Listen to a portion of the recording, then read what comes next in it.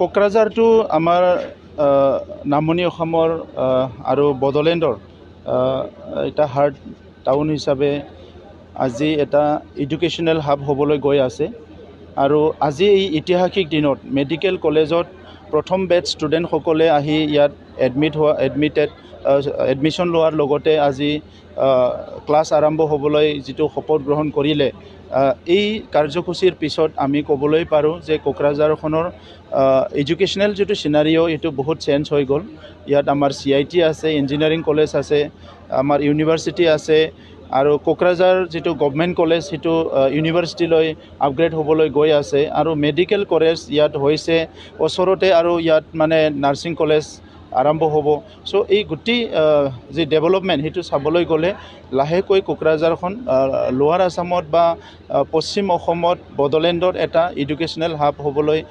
বহুতখিনি আগবাঢ়ি গ'ল। তো আজি এই বিশেষ দিনত মই অসমৰ মুখ্যমন্ত্ৰী ডাঙৰীয়াক আমাক ইমান ডাঙৰ গিফ্ট দিয়াৰ কাৰণে বড়োলেণ্ডবাসী ৰাইজক মই ধন্যবাদ জনাওঁ আৰু এই অঞ্চলৰ ছাত্ৰ ছাত্ৰীয়ে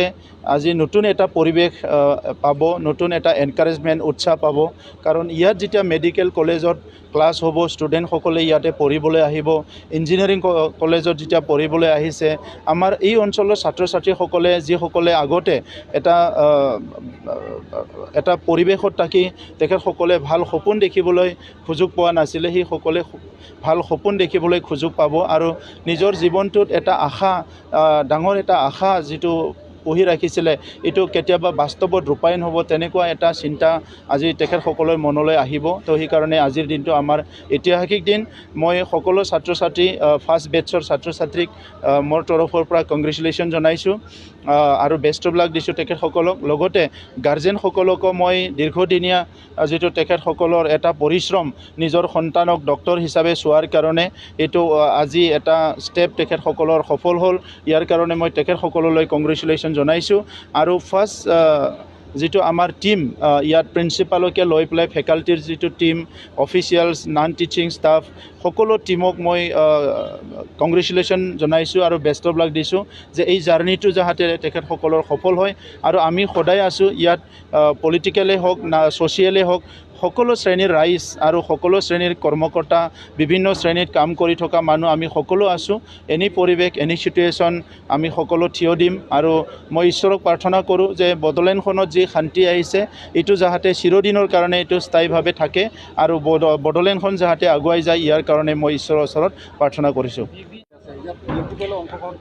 এইটো বিজেপি এলায়েন্স পাৰ্টি নহয়, এইটো বিধায়িনী দলৰ মিটিং, সকলো MLA থাকিব তাত, গতিকে আমিও থাকিম, চবেই থাকিব, MP সকলো থাকিব। মুখ্যমন্ত্ৰীৰ দায়িত্ব লোৱাৰ পিছত তেখেতে MLA সকলৰ লগত কিছুমান চিৰিয়াছলি ডিছকাশ্যনত তেখেতে নিজে এটেণ্ড কৰে কাৰণ অসমখন তেখেতে যিটো টীম আছাম কৰি নেতৃত্ব দি আছে আৰু তেখেতৰ যিটো ভিজন ভাৰতবৰ্ষৰ ভিতৰত অসমখন উন্নত ৰাজ্য হিচাপে গঢ় দিয়া, এই প্ৰচেছত, এই প্ৰক্ৰিয়াত তেখেতৰ সকলো সতীৰ্থ মন্ত্ৰী মানে সপ্তাহে কেবিনেট কৰা আৰু MLA সকলকো বছৰত এবাৰ দুবাৰকৈ 3বাৰলৈকে মানে অৰিয়েণ্টেশ্যন দিয়া, বিভিন্ন ইছ্যুক লৈ পেলাই চিৰিয়াছলি আলোচনা কৰা, এইবিলাক নতুন এটা ৰাজনীতিক এটা পৰিৱৰ্তন, ৰাজনীতি চিন্তাধাৰাত এটা নতুন পৰিৱৰ্তন, নতুন কালচাৰ মুখ্যমন্ত্ৰী ডাঙৰীয়াই আনিছে। আগৰ সময়ত তেনেকুৱা মিটিংবিলাক হোৱা নাছিলে, কোনো অৰিয়েণ্টেশ্যন প্ৰগ্ৰাম বা বিভিন্ন বিষয়বিলাকক লৈ পেলাই গভৰ্ণমেণ্ট ডিপাৰ্টমেণ্টবিলাকক লৈ পেলাই MLA সকলক অৱগত কৰা তেনেকুৱা বহুত বেছি নাছিলে এছেম্বলিৰ বাহিৰে। কিন্তু ডক্টৰ হিমন্ত বিশ্ব শৰ্মা ডাঙৰীয়া দায়িত্ব লোৱাৰ পিছত কোনো এজনকে বাদ দি পেলাই তেখেতে চৰকাৰ চলাব বিচৰা নাই। আজি দেখিবলৈ পাইছোঁ তেখেতৰ মন্ত্ৰী বিধায়ক অকল নহয়, আজি DC কনফাৰেন্স হয়, SP কনফাৰেন্স হয়, চাৰ্কল অফিচাৰবিলাকক লৈ পেলাই তেখেতে কনফাৰেন্স কৰে, বিভিন্ন স্তৰৰ বিভিন্ন লেভেলৰ বিষয়াসকলক লৈ, ষ্টাফসকলক লৈ কনফাৰেন্স কৰে, যাতে তেখেতৰ যিটো ভিজন আৰু অসমখনৰ যিটো ৰাইজৰ এটা এক্সপেক্টেশ্যন, অসমখন আগুৱাই যাব লাগে, এই অসমৰ ৰাইজৰ আকাংক্ষাটো পূৰণ কৰিবলৈ তেখেতে সকলো দিশৰ পৰা নেতৃত্ব দি আছে আৰু ইয়াৰে তিনিচুকীয়াত অহাকালি বিধায়িনী দলৰ এটা মিটিং হ'ব লেজিছলেচাৰ পাৰ্টিৰ আৰু তাত সকলো MLA মন্ত্ৰী আৰু লগতে MP সকলো উপস্থিত থাকিব।